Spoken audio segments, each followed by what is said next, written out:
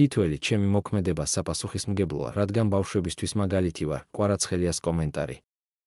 საქართველოს ნაკრებისა და ფსშ ერთ-ერთმა მთავარმა ლიდერმა ხვიჩა კვარაცხელია ლეგ-1 ოფიციალურ გვერდთან საინტერესო ინტერვიუ ჩაწერა.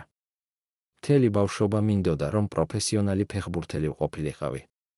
ფეხბურთი ჩემი ცხოვრებაა და ვერ წარმომიდგენია, როგორ ვიქნებოდი ფეხბურთი რომ არ იყოს.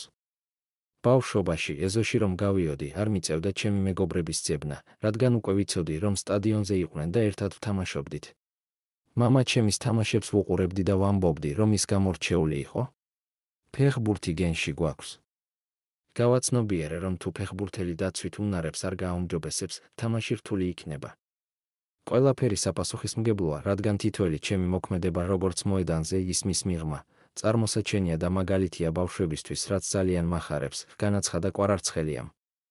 შეგახსენებთ, რომ კვარა პარიზულ გუნდს ზამთარში შეუერთდა და ამ დროში მან გუნდთან ერთად საფრანგეთის ჩემპიონატი, საფრანგეთის თასი, ჩემპიონთა ლიგა და სუპერთასი მოიგო.